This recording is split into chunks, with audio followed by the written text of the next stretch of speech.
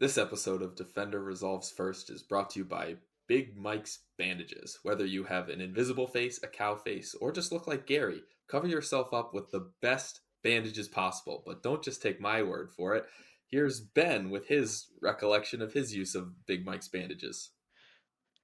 Big Mite's bandages. What you can't see can and will hurt you. All right, welcome back to another episode of Defender Resolves for. It is a three-peat now for the book club. I'm joined today by my book club co-host, that's Baked Goods, also known as Taylor. What's going on, Taylor?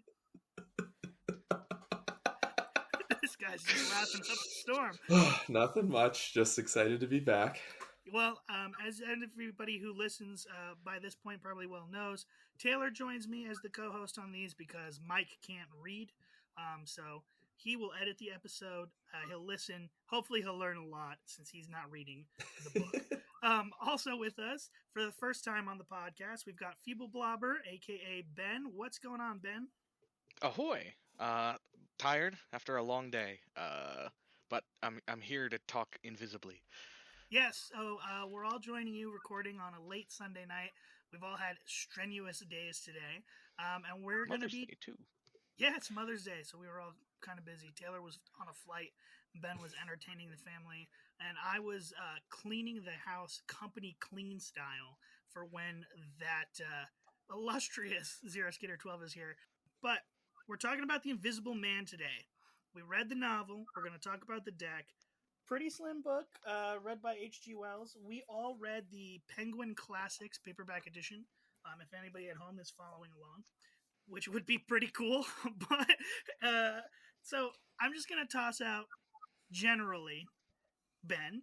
What'd you think about the book? So generally speaking, I found Invisible Man to be an enjoyable book, especially given how short it is.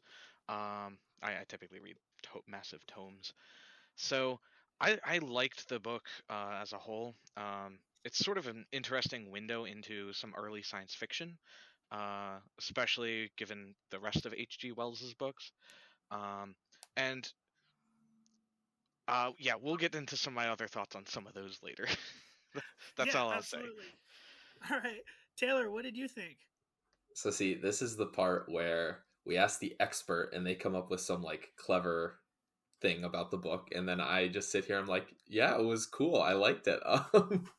But for real, it was interesting, like seeing a little bit more about this character since I don't know. I feel like people like know the Invisible Man, but they don't know like anything about him. They just Yep. know that he's invisible. So like getting a little bit of the backstory and seeing inside his mind was also pretty cool. Yeah, I thought it was pretty neat. I think of the three book club reads we've had so far, between like the epic poem of Beowulf, Moon Knight comic books, and Invisible Man, probably my least favorite book, but my favorite deck. So that's like of the three we've done. So interesting, kind of juxtaposition there. So for the podcast, Ben went and read a ton of H.G. Wells books just to kind of get a feel for the man and his writing. So Ben's our Wells scholar for the evening. So I'm kind of wondering how you felt about the book in the context of his works. Well, I don't know about being a Wells scholar. I only read 4 or 5 books of his.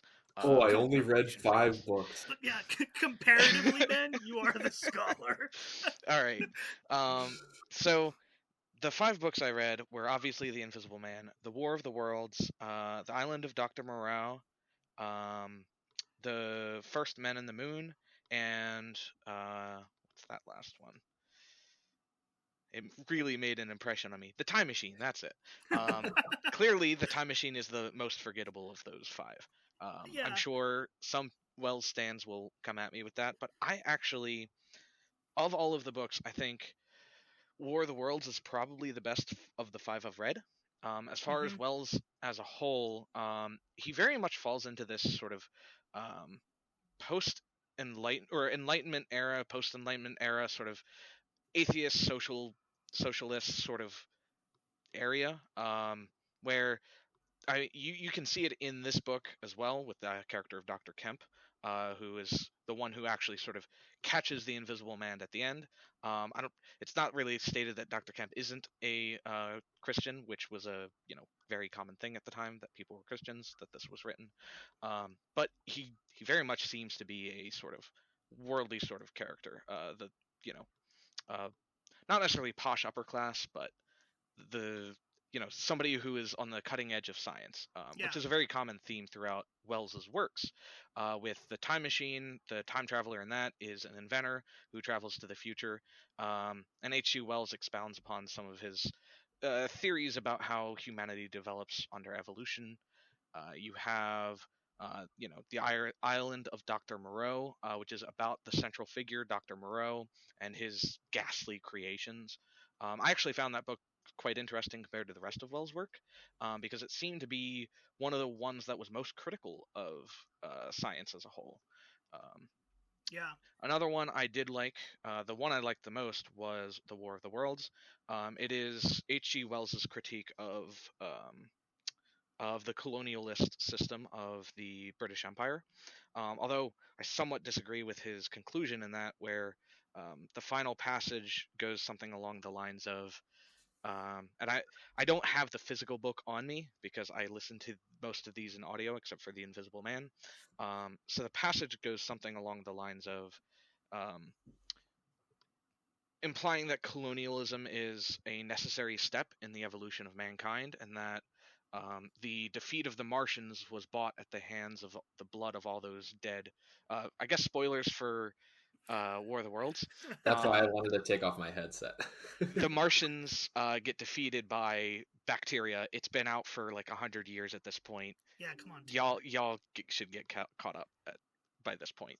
Um, so it's sort of like implying that you know humanity doesn't defend the beat off the aliens because of any particular reason. It's just um, it was bought by the blood of the innocents that died from all those diseases prior. So yeah, as a whole, I don't know if I can really recommend many of H.G. Wells's books.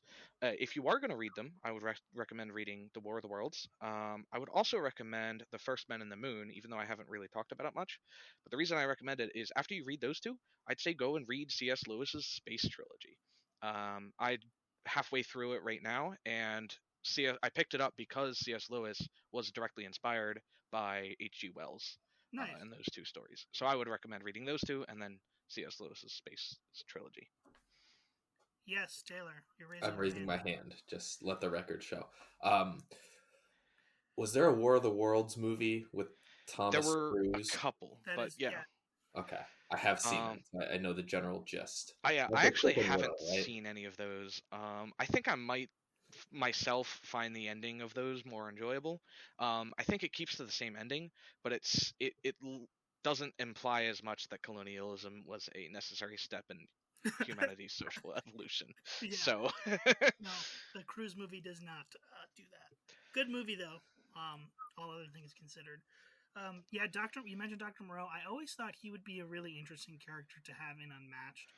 I think I so too. I yeah, was about to say the only reason why I know who that is because people always clamor and shout his name in the Fandex yeah, channel. he would be cool. I've not read the book, but they've done several different adaptations of it. Island of Lost Souls, I think, is the one I actually just watched a few months ago. It's pretty good. It's pretty scary stuff. Pretty harrowing. Cool. All right, I'm gonna toss this to you, Taylor. What did you think, having read the book, right? Now we get to talk about adaptation. And adaptation is a lot of different things. You've got the movies, uh, first and foremost. And with a story this old, there are several film adaptations. I would definitely recommend the old Universal Studios Monster one, which huge fan. And then there was a reimagining of this a couple of years ago that was super, super, super good. Very sci-fi. Actually pretty scary too. I go to see a lot of horror movies, so it's hard. Like when I'm in the theater, I don't often get scared. But this had some really genuinely good moments. So I I would would recommend love it to to talk everybody. more about that later after we talk about the book because that Okay, film, for I sure. really love that one. I Yeah, want to no, watch that film. Yeah. I don't care about spoilers though. So Well, I was Okay. about to say, I'm going to spoil it for you anyway, since you spoiled me. It's the difference between a couple-year-old movie and like 100-year-old narrative. Time is a Taylor. construct. It's all the same. I don't even. that's blatantly a lie. Okay, Doctor Manhattan. But so Taylor, what did you think? Speaking of adaptation, about this deck's interpretation of the novel specifically, let's talk first about the special ability with the fog tokens. Okay, so it's interesting you start with this because I was going to say, I think the rest of the deck, really solid adaptation. The ability is not. Cool. We'll Um, expand on that. so basically, the idea of an invisible man, and this gets thrown about in the book a bunch, is that being invisible is an incredible advantage, right? Because your opponent can't see you. So just yeah. Right. You'd be able to like hit them, run around them, run away from them, run up to them without being seen at all. And makes it very hard to fight someone if you're blindfolded and just swinging wildly at them, you know? Yeah. And so that ability wouldn't necessarily translate to unmatched that well because like the whole point of the game boils down to combat interactions, right? I attack you, you play defense, etc. If there was a person that you like couldn't attack, like that just wouldn't work for most characters. So they kind of abstract his ability into being about the fog tokens, and when he's standing on fog, kind of like he's obscured a little bit, and he gets a defense buff, which I think is really funny because even in the novel he points out that like weather is a disadvantage for him. And I think Ben has the quote here, but he says like, when I'm in fog, like it's bad for me. So Ben, if you want to pull that up. I'll just read the entire paragraph. So it's on page 114, start of chapter 23 for the copy we're reading. Nor had I, and the snow that. Sorry, retake. Nor had I, and the snow had warned me of other dangers. I could not go abroad in snow, it would settle on me and expose me. Rain, too, would make me a watery outline, a glistening surface of a man, a bubble. And fog, I should be like a fainter bubble in a fog, a surface, a greasy glimmer of humanity. Moreover, as I went abroad in the London air, I gathered dirt about my ankles, floating smuts and dust upon my skin, and I did not know how long it would be before I should become visible again from that cause also. But I also clearly it, but I saw clearly it could not be for long. Yeah. The book he like the Invisible Man flat out says, "This fog is bad for me. I will be caught in it." So, yeah, I see your point, Taylor. Definitely. Do you have anything to add, Ben, beyond the quote? So yeah, beyond the quote, it's I guess it gets into a bit of the rest of the deck's design too. So his ability for Invisible Man is he can move between the fog tokens and he gets defensive buff in the fog, right? And the Invisible Man you would expect to be a very defensive sort of fighter, but in the deck he actually has more attacks, more ketchup and mustard than anything else. Um, Yeah. and it's interesting because that's actually reflected with how the character works in the novel, where he doesn't generally play defensive. He's very aggressive, both in manner and tone, and the way he talks, and the actions he takes throughout the novel. So it's interesting that they chose the defensive buff ability, but then the rest of his deck reflects his overall aggression that he displays throughout the novel. Yeah, in the novel, he's constantly like, "I'm gonna kick the shit out of you, and then I'm gone." Like it's like that's his modus operandi for 200 pages is I'm gonna beat you up when you can't see me and get out. So the defensive buff is kind of funny, thinking about just like the way he operates within the frame of the book. I think the ability is interesting in that regard because not knowing anything about the character, like it makes perfect sense. It's like, oh, like he's invisible, he's hard to hit. Like, oh, he's like you don't know where he is, so he's traveling through the fog. But like after reading the book, you're just like, no. Well, I think I think mechanically, I like what the fog tokens do, and that he can get across the board. Like the idea, right, is like you didn't see him leave, and now he's completely somewhere else. So Yeah, I think sorry to cut in, no, but go I ahead. think mechanically speaking, the fog tokens do represent the fact that the Invisible Man is slippery. He can escape in the he escapes multiple situations where multiple people are chasing after him. Which, if you're ever being chased after and fighting multiple people, like it's not like in the movies. Two combatants against one, you're going down Yeah, probably. right. So it it's like they capture that ability of like the hidden movement with the fog tokens in a decently well way for unmatched. Though I would have loved to have seen them try to bolt on hidden movement mechanics like from Letters from Whitechapel into this game. That would probably be like a little bit much, especially for like how simple 100%. Unmatched tries to be. But I love Fury of Dracula, so I I want would to try it. love to make a or like have a character like that in the game. Just seems like a little intense for what Restoration like Yeah. wants out of this. I I think like the decision to use the fog tokens is less about this deck and more about the set, right? Yep. You know, like it fits Cobble in and with Fog. like It's right in the name. it's in the name Common Fog, but it fits in with like the like seedy London, you know, like Soho, and like it makes sense aesthetically with what the set as a whole is trying to do. I So, disagree. oh, okay, go Where are on. the cobble tokens? Checkmate. Checkmate, atheists. It should just be called Unmatched Fog. Fog. Fog. You heard it here first. Defender Resolve's first exclusive, guys. Should have been called Fog. Fog. Quote Not even attributed. unmatched fog anymore, just Just fog. Fog. Quote attributed Taylor Baked Goods on this podcast. Taylor, how dare you? I That mean, was not a I dare. rhetorical I question. dare. Okay, so Ben, I see your copy of the book has a gazillion post-it marks in it.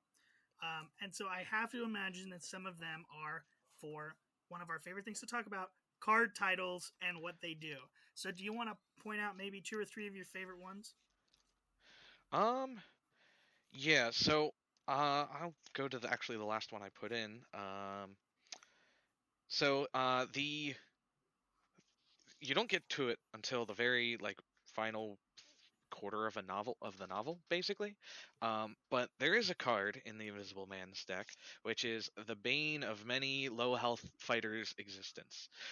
That card is called the Reign of Terror because it's a scheme that allows Invisible Man to deal 2 damage to any opposing fighter anywhere on the map as long as he's standing on a fog token.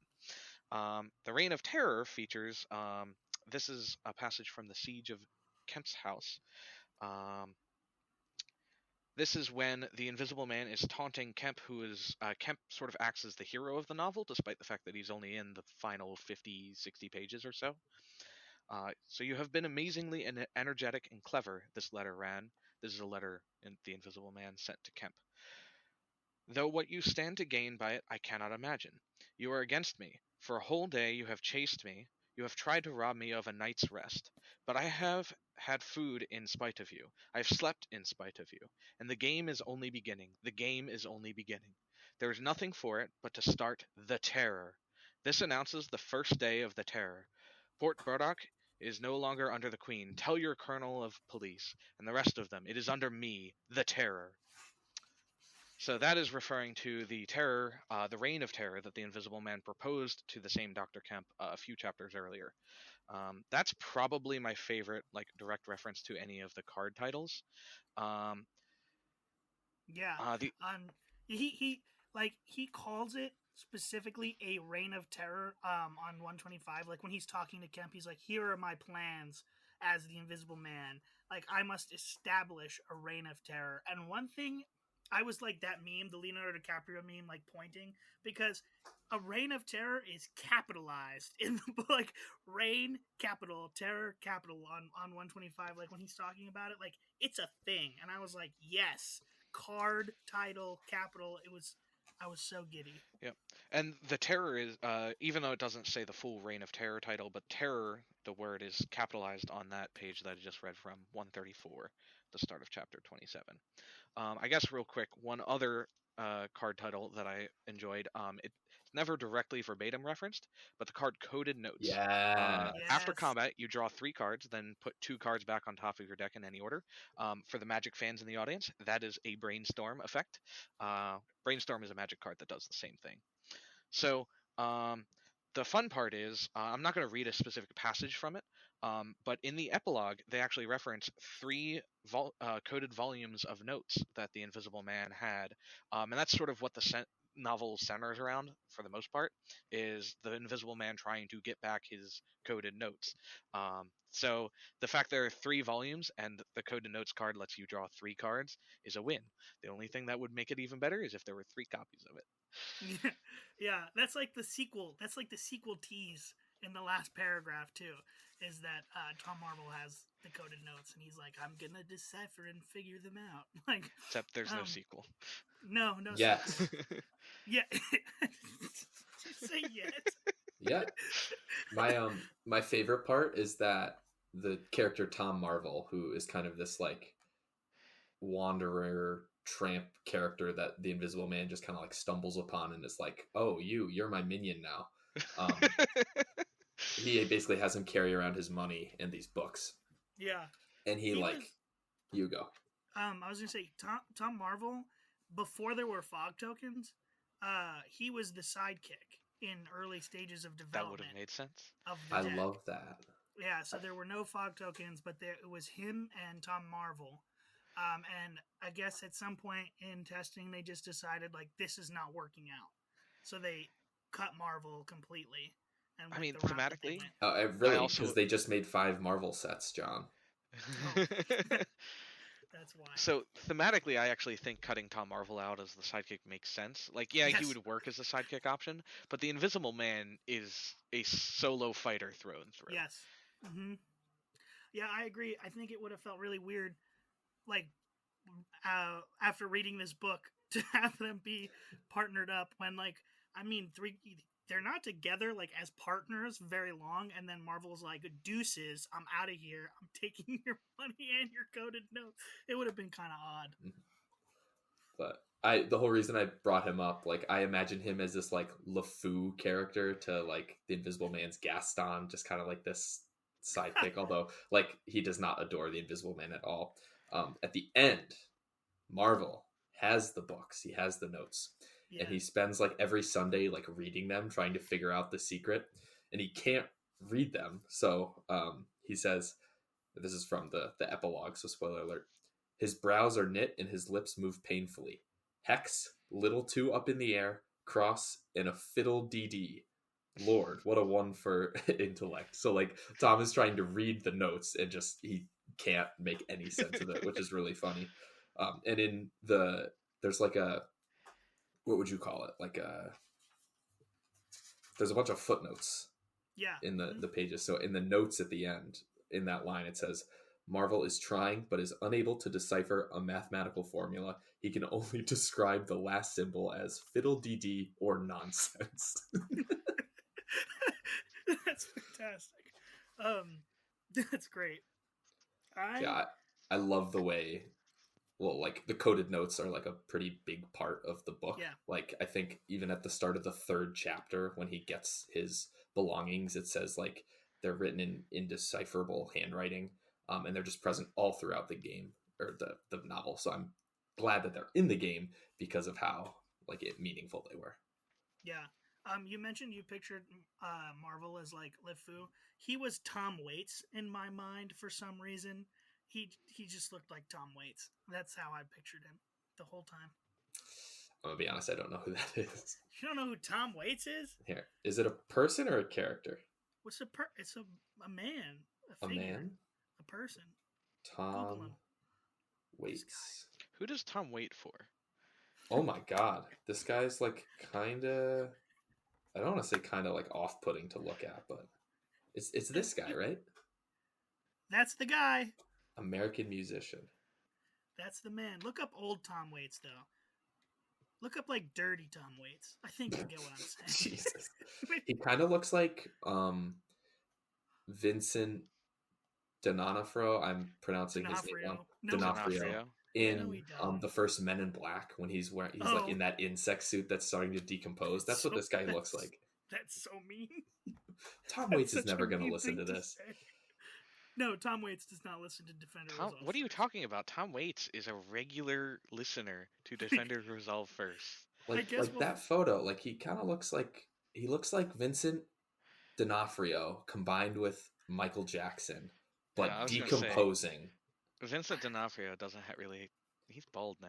I I'm think. Yeah, gonna get an angry email, not just from you're Tom gonna get a Waits, cease but and desist. from Vincent D'Onofrio when this is done. Hey, Vincent D'Onofrio, if you are listening, I love your work in Daredevil. Yeah, ditto. How do you I'd guys like to feel? touch his bald head. Sorry, keep I going. What? You don't The want way to I touch thought it? that sentence was ending so differently.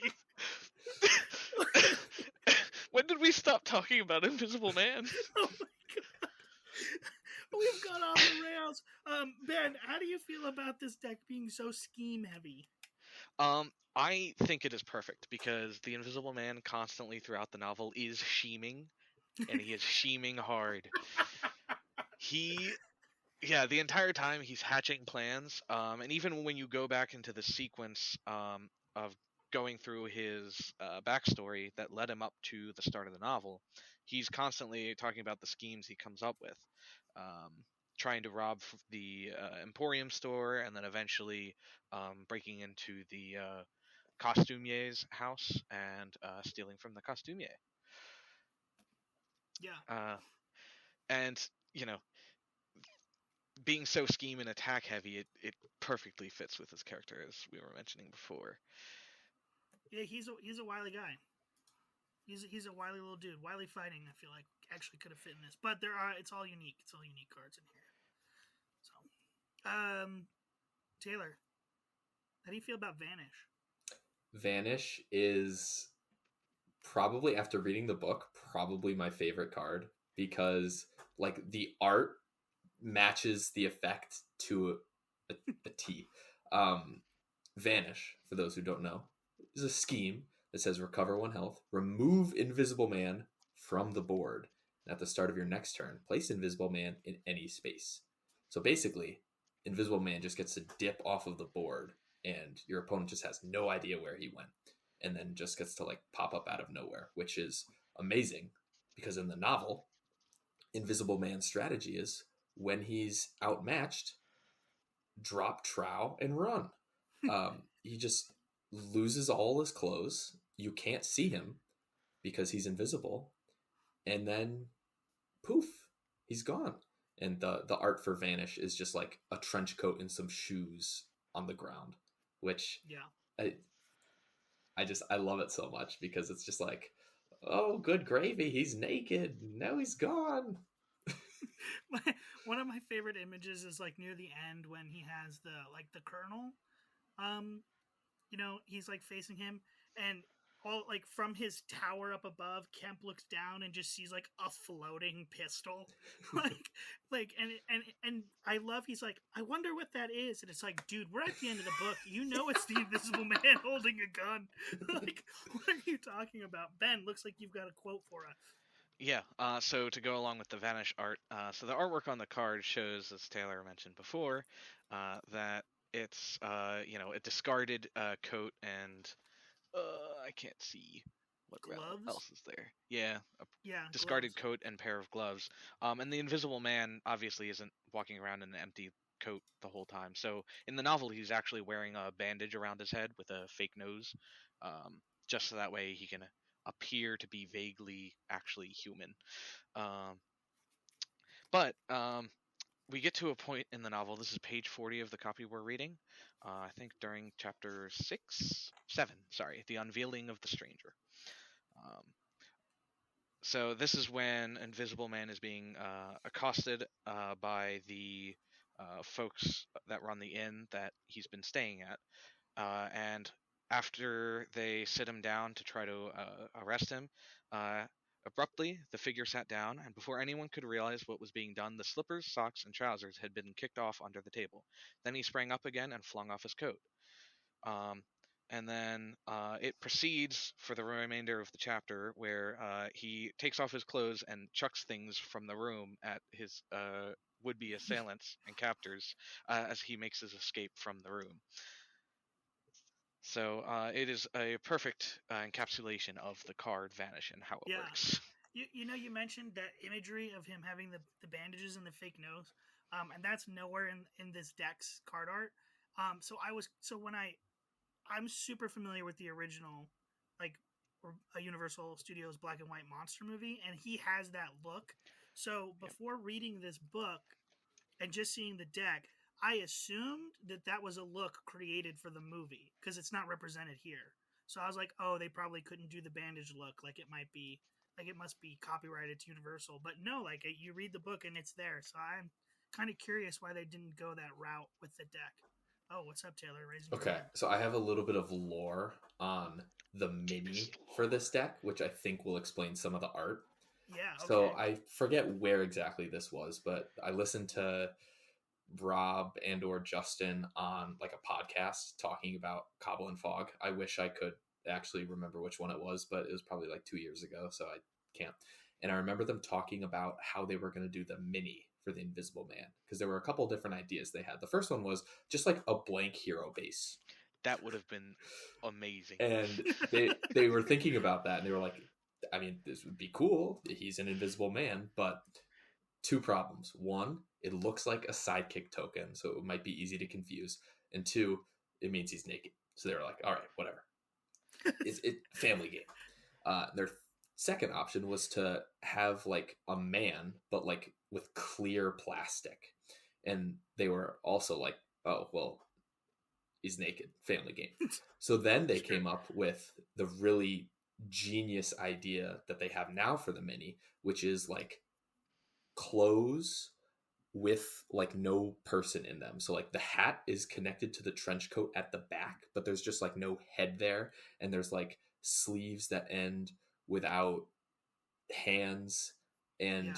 it is one of the coolest minis in the game because of that detail.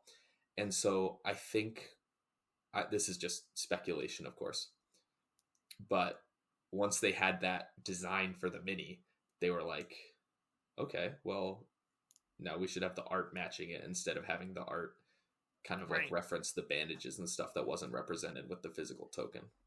Yeah, I mean that absolutely makes sense because I think the mini is quite iconic, right? Like the floating hat effect, and then he's missing the hand at the end of his sleeve, but they've got him holding a cane, so like the hand is invisible. Yeah, so I get that. Like in the interest of having a dope ass mini, they were like they're foregoing the bandaged look.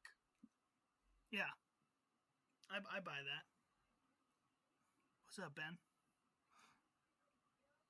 Could you hear me rifling through Yes, boxes just yes. Yeah, we then? sure I could. apologize. We sure could. I was doing that because I was getting my copy of the Invisible Man mini that I painted up, Oh, that looks which has dope. him emerging from a bunch of fog. Yeah, that fog is great. What is that? It's hard to tell on that. It's just a cotton ball. It's fog, Tommy. Yeah. Oh, sorry. Yeah, my bad. Ben Ben just has conjured mastery fog. over fog, constantly controls it around the mini. That's my bad, Ben. Honestly, I wasn't familiar with your game. Sorry, Okay? I forgive you. I wasn't But familiar with your powers. I also want to say, if anyone from Restoration is listening, which I hope they do, please like leave a comment on the YouTube video with how accurate that recollection was, because again, that's me quoting a memory of a podcast from like 2 years ago. So Yeah. So one of my favorite parts of the book is that like the big climax is called the siege on Dr. Kemp's house. I was like, oh, we're about to get legit, and the imagery of him like dual wielding the pistol and an axe, like walking through the house, like just floating axe and pistol. I was like, this is the coolest. This is like so cool. So I really like. I think the thing that comes closest to that is the surprise attack, like in like capturing, I think, like the pure aggression and terror that they're going for, like in the final part of the novel. So Ben, what are your thoughts? Surprise attack, floating cane, which I guess is our axe, um, for the card art, and it's cancel all effects on your opponent's guard. And then you have to move fog token if you're on that fog token, or your opponent is. So, as a card, I do quite like it, but while the imagery of the Invisible Man besieging Dr. Kemp um, could be what that card art was referring to, but especially given how there's the man with the hat there, I think it's actually a reference to the child. I think it's a child that he beat with the cane prior to that, if I Oh, remember the correctly. the chapter. I know what you're talking about. And of course, I lost it. But Same. it's after. Oh, here it is. The The Wicksteed murder. The Wicksteed murder. Yeah. Yep, chapter The 26. Wicksteed murder. You're welcome, you guys. Thanks, Good job, Taylor. Taylor. Yeah. This is why we have him around. That's why they pay me the big bucks. Yep. Yes. Wait, you're getting paid? Bro, I'm not. 30%, my friend. 30% of 0 is still 0. Fine, make it 40. All right, I agree to your terms. You drive a hard bargain. Yeah, the Wicksteed murder is like the first instance, right, in the book where he does actually commit murder. Because he's like, before then he's like, we're gonna kill people, but he doesn't. As far as I can remember, yes, that's the first Because his instance. dad commits suicide when he steals money from him. Yeah. That was sad. I read that line. I like processed it. I was like, wait, what? And I reread it and I was like, oh my God. It's like sad, I guess, but because the Invisible Man does not seem to care at all, like I also found it hard to care. Like he was just like, yeah, then my pa killed himself, and I was like, all right, that was very cavalier of you. Like, Can I just read that since I just happened to turn to that page? go for it. Unless Ben, were you already on it? No, you're good. Okay. So basically, at this point, the Invisible Man is talking with Dr. Kemp about like how he became invisible. And then at one point, he's saying that his studies were interrupted because he ran out of money. And after 3 years of secrecy and exacerbation, I found that to complete it was impossible. Impossible. How? Asked Kemp. Money, said the Invisible Man, and went again to stare out of the window. He turned around abruptly. I robbed the old man, robbed my father. The money was not his, and he shot himself. Like, that's intense. Very intense. It shows too that like my man was a bad dude pre-invisibility. Yeah. I think it's not just that though. And this gets a bit more into the themes of the novel, where, and I can't speak for Wells, but this is how I read it at least, where throughout the Invisible Man is pursuing invisibility. In other words, he was pursuing anonymity. He wanted to become nothing almost. And he was dreaming of all the things he could do, all the terrible acts he could commit as one who was invisible. And if you think about it, right, like a lot of the times with online discourse, folks talk about how people tend to be more inflammatory online and tend to be more disregarding of the humanity of the other person in a lot of online faceless communication, Twitter, basically. Right. There's a reason I'm not on Twitter, by the way. So the fact that the Invisible Man becomes more aggressive as he sort of descends into the madness of invisibility, in a way, it's almost like Wells is commenting on, the future push towards anonymity on the internet. In a way, I'm not saying people should go around putting pictures of themselves up with their name and address and social security number online. That's okay, Ben. I'll do it for you. Thanks, Taylor. But I do want to point out that there is a sense of sort of looking to the future, as with any good science fiction, that this is predicting the result of the internet and anonymity. Yeah. That's a good read. It's a lot smarter than we normally get here on Defender Results First. So I appreciate Damn, Ben, you dumb it classing up down the for. no, it's good. It's good because we have I mean, a lot of the people who listen are like actually English teachers, so shout out Peter Sonian who's gonna hear this and like hear some actual English analyzed. What's up? You're like, thanks, Ben. Yep. Petersonian, please be kind. I don't do this professionally. I'm an engineer by trade. It's cool. I think we have to like we can't talk about this deck and not talk about Impossible to See. So Taylor, I'm gonna lay this up to you. Thoughts on Impossible to See? I think it again is kind of like Vanish, where like it just makes sense.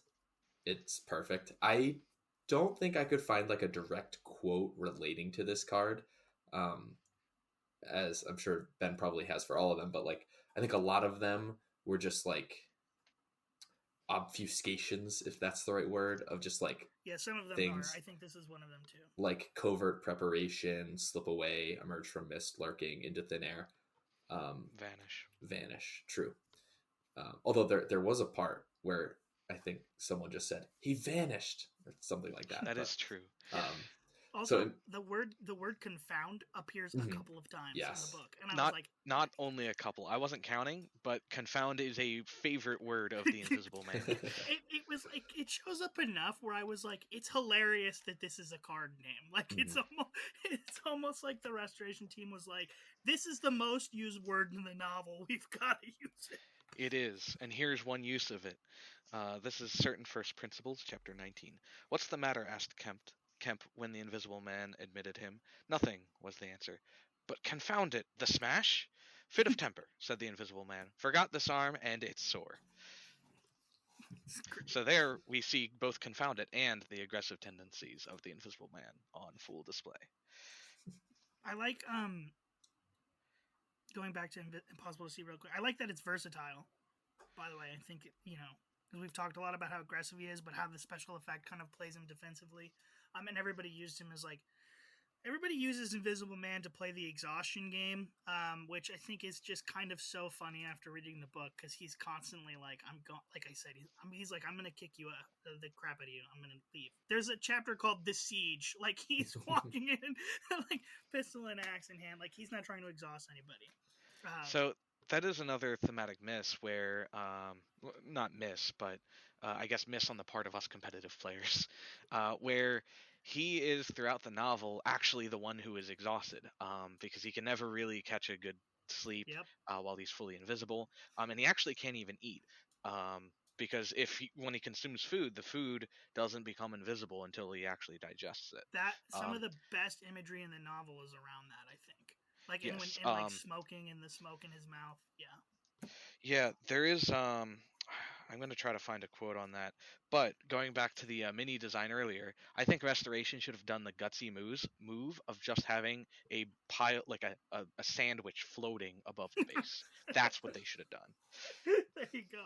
Just my eating his sandwich. my favorite part of that imagery, I think, is when he first meets Tom Marvel. He's like, I'm not completely invisible. Like, what did I have to eat? And Tom like looks down and he's like, oh, bread and cheese, because he can like see it in his stomach. Yeah, I love that. Taylor, is there any specific card that we haven't talked about yet that you would like to talk about? Regroup, but of course he doesn't have it. Nope. No. I did find the passage on hit us with eating it, Ben. food. So this is chapter 23, the very start, page 114 again in the passage we're reading. It's the very first paragraph. But you begin to realize now, said the Invisible Man, the full disadvantage of my condition. I had no shelter, no covering. To get clothing was to forgo all my advantage, to make of myself a strange and terrible thing. I was fasting, for to eat, to fill myself with unassimilated matter, would be to become grotesquely visible again. And I just love the word choice there. This is why H.G. Wells is one of the great science fiction writers of the late 19th, early 20th centuries. You love to see it. And this kind of like brings up a question like I wanted to ask you guys, because obviously we just talked about how he eats food and it's like still visible in his stomach, which like might sound weird to people who didn't read the book because they're like how does the invisibility work? So I was going to ask you guys like what you thought of the quote unquote like science behind how he actually turns himself invisible. Tommy, I'll let you take this one first. Bro, I have no idea, man. Like that's the thing whenever I read science fiction, which is not very often, just like heavy fantasy is not usually my jam. Like I think I see like is that Brent Weeks behind you, Ben? Yeah, see I see that Brent Weeks tomes, and I only recognize them because I work in a bookstore and so I know those spines. Like I can't do that kind of stuff because once it starts getting like really heavy, science fiction is like this, and like heavy fantasy is like this. When they start using words I don't know, I'm just like, I don't actually need this explained. Like, I'm one of those people who's just like, just say it, and like, I'm not a viewer or a reader who needs extreme amounts of like. I'm not one of those guys who's like, I don't know how if this is real enough for me, which is why I'm not super like huge on Chris Nolan as a director. Oh, Taylor's raising his hand. What's I'm up, raising bud? my hand. One, to point out that I recognize that spine would be very creepy in any context besides a bookstore or library. And two, I I'm kind of the opposite of you. I kind of like need things explained, and Oh I, man, I no. want to hear what Ben says about the science of the book. But I bought it. I was like, yeah, it's about like light and stuff, and I was like, you My know guy what? literally could have said I drank something that turned me invisible, and I would have been like, "All right, I'm here." Like, I don't need all of that. Just that's me personally, as like some the audience. All right, so I guess my 2 cents, or maybe $2 on this. I am a heavy science fiction fantasy nerd. I have from my left to right, Wheel of Time, Stormlight Archive, and the Lightbringer series right there, and then there's others up here that I'm not gonna go through reading, but one of them is Dracula. And then I He's a have a good whole one. bunch of other stuff in my room at various Yeah, I places haven't of even heard of those. writings. You're so deep into So this genre. You are the scholar. thank you. I try. So fantasy and science fiction sort of are two sides of the same coin in my mind. Fantasy doesn't worry so much generally about explaining how things work. There are some authors that do that. For example, Brandon Sanderson, who's currently writing, generally tries to have an in-world explanation for how the magic works. But then you have authors like Tolkien, who generally speaking, his magic is not explained as much to the reader, and it's meant to be that way. He's trying to build a mythical um, world, a mythical feeling around the magic in Middle Earth, trying to make it connect to the supernatural and the Eru Ilúvatar and all of his mythology. Science fiction is a little different though, the way it approaches it. My favorite science fiction series, going on a bit of a tangent, is The Expanse. I'd highly recommend reading it because all of the science in it is hard science. All of it makes sense. There's some science fiction that falls more into science fantasy. Dune kind of gets into that realm, whereas the spice melange is just entirely made up and how it affects brain chemistry. But sort of Frank Herbert's building on other concepts that are somewhat plausible, at least. There Like with giant the Invisible worms. Man, yes. Um, I love Dune. Keep going. Dune is wonderful. I am looking forward to the second film this November. So, the Invisible Man, the way the invisibility works in the book is very much a scientific approach to it, or as scientific as H.G. Wells can get. So I guess slight spoilers for another one of his works here. The First Men in the Moon, the way that they get to the moon there is they create a metal that shields them from the effects of gravity. That's it. So they build this giant ball out of this metal that allows them to cut off the effect of gravity with like of um what is it called? Like not really, yeah, windows where you can like adjust the metal, like a metal sheet in front of the window or not. So that way you can like control the direction the ball flies. And it's like this really complicated mechanism. That's complete bogus. Gravity doesn't work that way. Hate to break it to you. Similarly, pigmentation, it's not something you can just like sit in a machine for a little bit and then feel some pain and get rid of it. But it is interesting the way invisibility is done here. It's implied that the light no longer bounces off of the pigments in his skin, which is how light actually works. I took an optics class. couple years ago for my major. No, not for your major. For this specific book club. For this You book, you're took the right. optics class. I took an optics class in preparation. Like last week, I was in the optics class for this.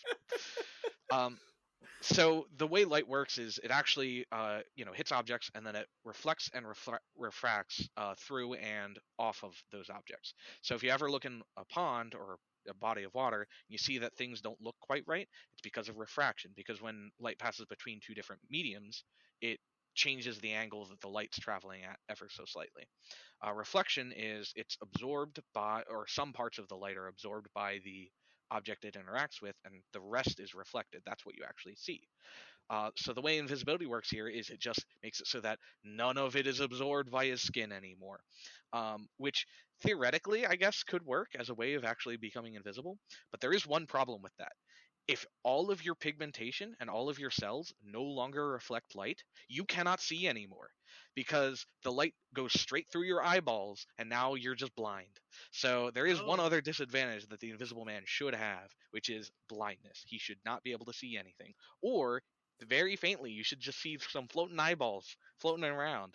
I've actually considered, I'm a writer just in my spare time. I've considered trying to write a Invisible Man-esque story where the invisibility is more scientifically accurate than this, just because it's funny to have floating pairs of eyes moving Yeah. around everywhere.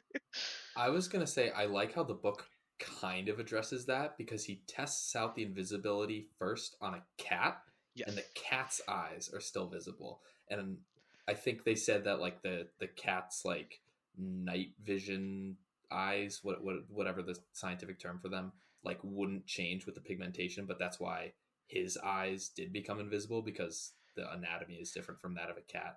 But Yeah, Taylor. I don't know the actual term, but it's like the whenever you look at an animal's eyes, you see like glowing reflections at night. yes, That's the pigment that he's talking about, if I remember correctly. Man. the tapetum is what it says in the notes. Tapetum.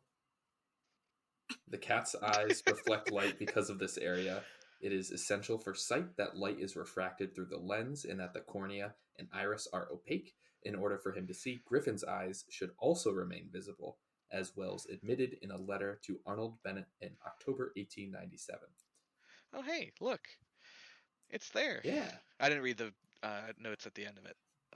I Sue me. kind of needed to because there was some like gibberish that I was like referencing, and it just made things make sense. I also like how somewhere in the book it says that his eyelids are like translucent or like transparent, so he can like see through his eyelids Even when he's trying to even sleep. when he's trying to sleep, which just sounds like a fate worse than death. Yeah, that sounds absolutely miserable.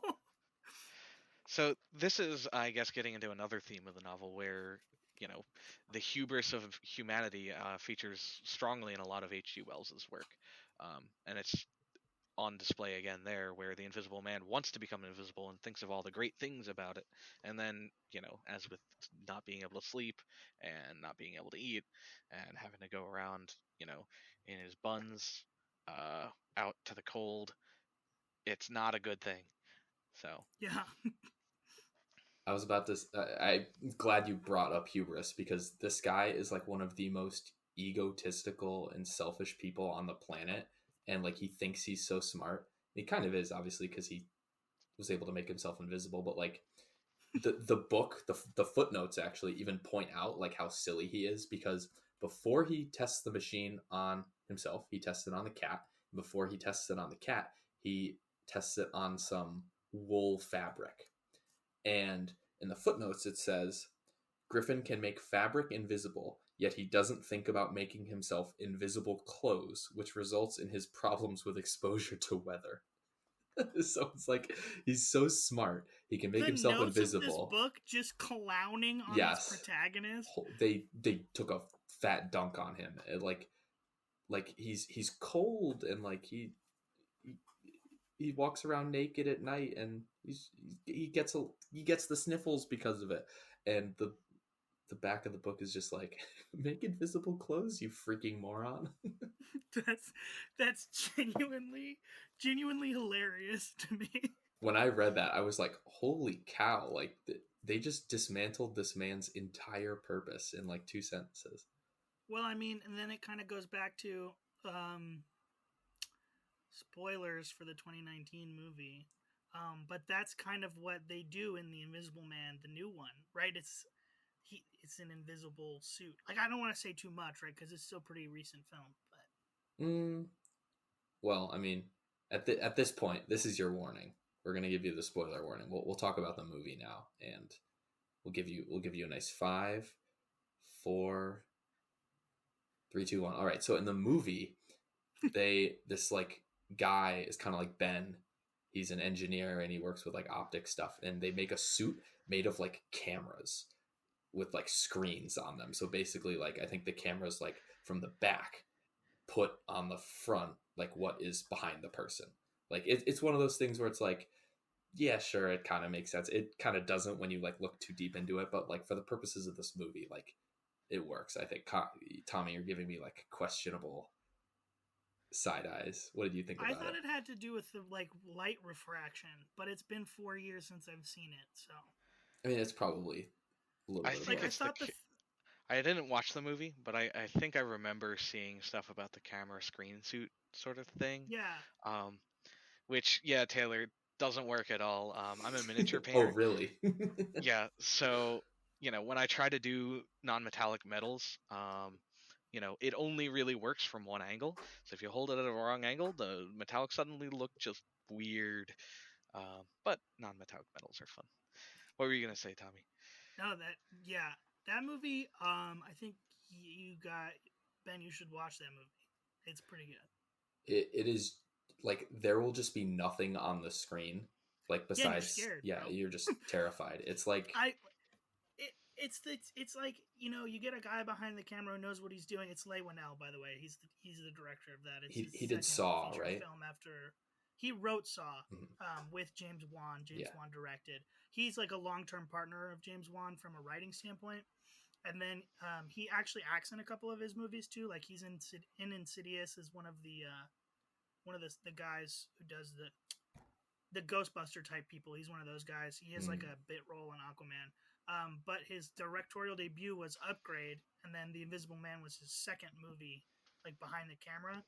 And you can see how much his partnership with James Wan over the last 2 decades like paid off because he'll move the camera and then he'll hold the camera in such a way that like you're looking at a hallway and you're so scared of the nothing that's in the hallway. It's like it's that movie is a masterclass in like camera movement and just like how important it is to have somebody behind that camera who knows what they're doing.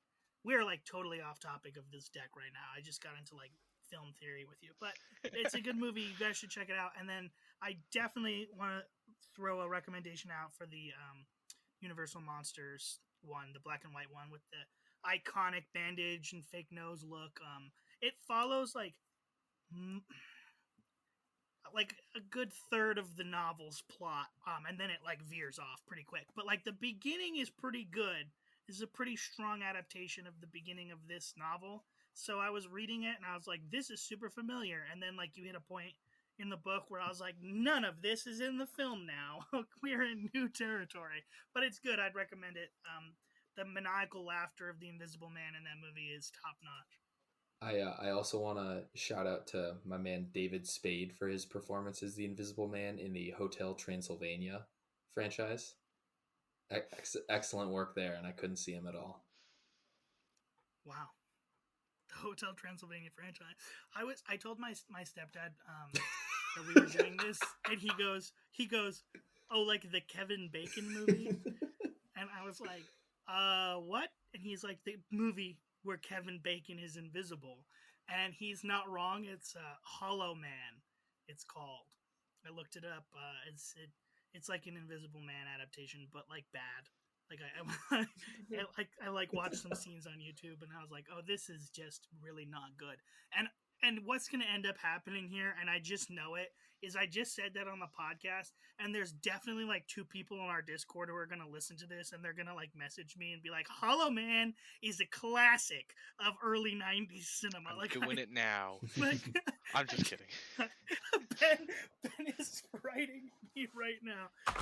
But yeah, okay, so we went on a whole tangent about adaptations. Taylor, overall, how do you feel about this adaptation of the novel, meaning the deck? Again, like, I kind of hate to say it, but like, it's not a very good adaptation of this novel in particular. I think the idea works, Mm-hmm. but it's a different Invisible Man from the one that we just read about, if that makes sense. Yeah, what do you think, Ben? I'm gonna slightly disagree with Taylor here. Go for I it. don't think it's thanks, Taylor. I I don't think it's an absolute, you know, absolutely veering off from the path of the Invisible Man we have here. I do think, as we mentioned earlier, the special ability of the fog tokens giving him a defensive bonus is a bit of a miss, at least for me. But allowing the teleportation works. Maybe if it was like add 1 to your defense when you're not on a fog token, that would work better.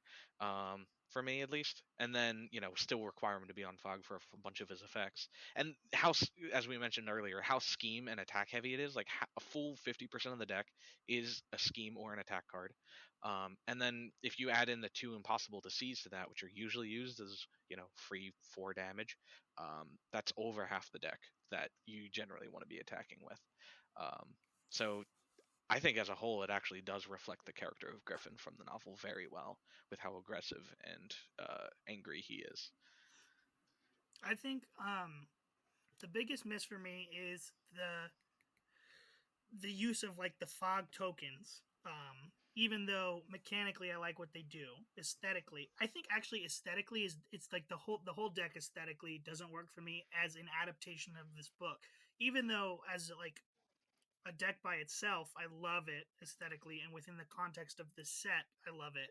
As an adaptation of the book, I think it misses the mark, especially because to me that imagery of the bandaged up head, like I think it's so iconic.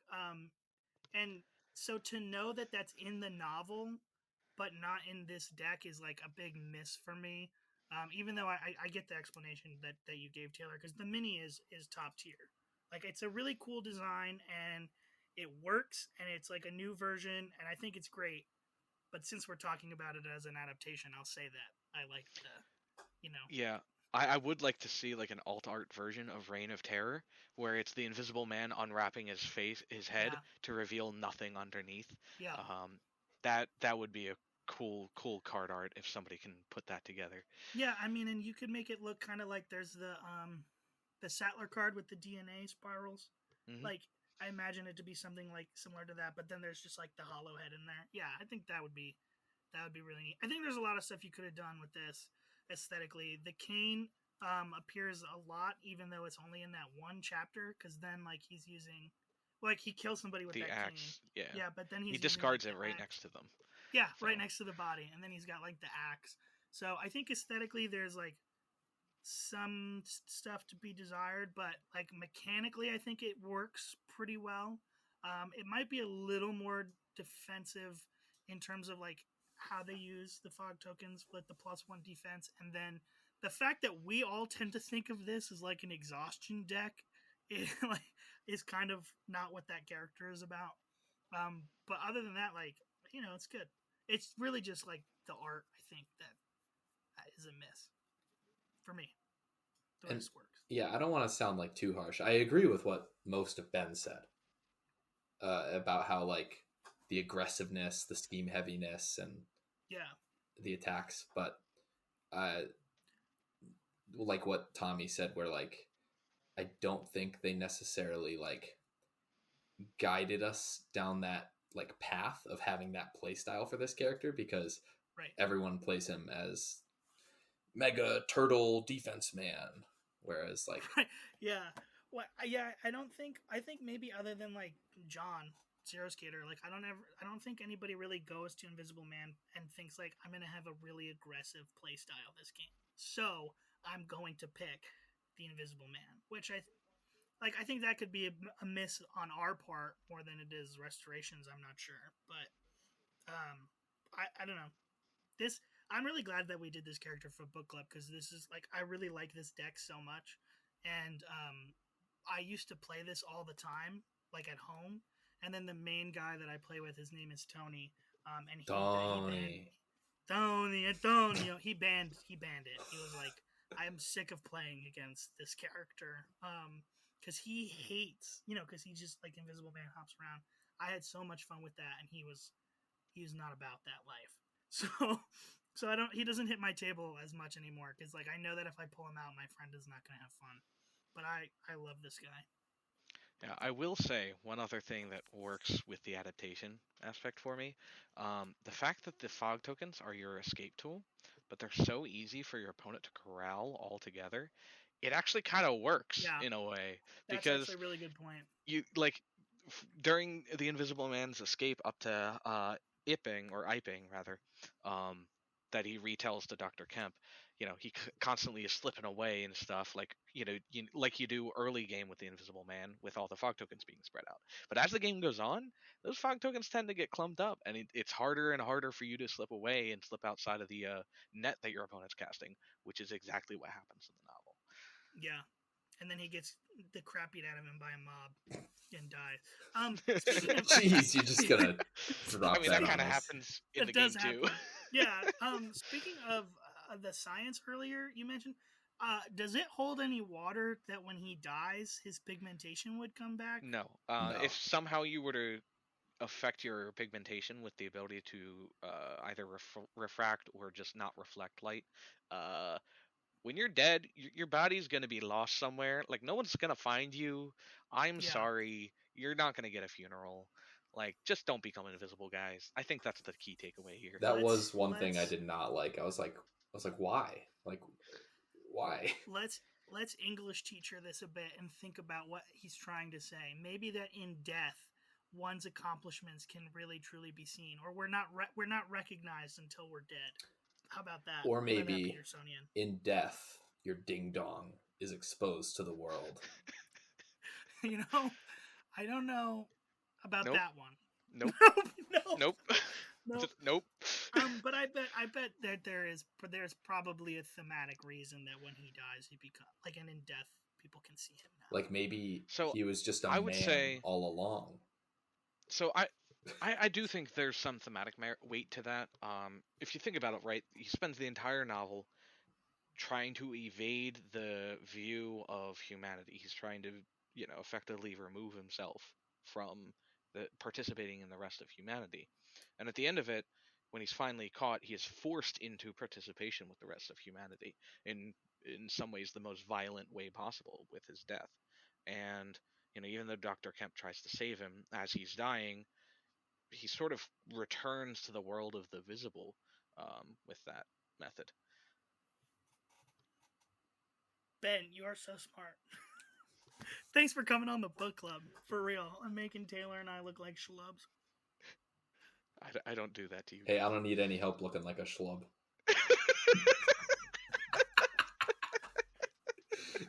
Tyler does that on his own. My goodness. I think that this is a good point to wrap her up, fellas. This was fun. Thanks so much for joining. Ben, thanks for being our Wells expert and also the You're welcome. smartest person in the room tonight. Nope. Like, big appreciation. Big You're ups. Taylor, thanks for being here. Oh yeah, thanks for showing up. That's all he gets. Attendance is 100% of the grade. No, thanks for showing up. And Ben and I think, had a lot of fun watching you smile throughout. And, when we do these book clubs, I usually come in, I'll like say something here or there. Taylor makes jokes, and our guest is usually the expert. So I'm really liking this formula. It takes a lot of pressure, I think, off Taylor and I. So Ben, thanks so much for being our guy, and helping guide this discussion. Anytime.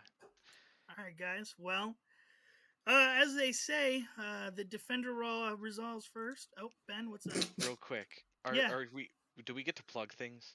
Oh shit. Yeah. Sorry. Plug something. Ben, what you got? Taylor, you go first. I go first. Okay. Yeah. Well, my name is Taylor, aka Baked Goods, aka the Gremlin, aka the Menace, aka the Man with the Cactus Cup. You can find me at YouTube, which is just Baked Goods. Look for the cow profile picture. I'm also on Twitter. Not Twitter. I'm also on Twitch. Fuck Twitter. Let's go. Twitch and Instagram at Baked Goods Unmatched. And yeah, I don't want to sound like a cock, but like you probably know who I am. Taylor is the cow with teeth. Yeah. So I do stream occasionally, but I really only stream like my matches for Summer of Legends and Winter of Champions when I play them, just because I'm not about that streamer life. But I will say, I will plug this. I'm throwing down the gauntlet. Zero Skater, you're hearing it here. I have been working out. I challenge you to a unmatched boxing match at Gen Con. What? What? Defender resolves first, exclusive. We have a call out. Tell me, Ben, what's that going to entail? Nothing, because I'm actually afraid of him.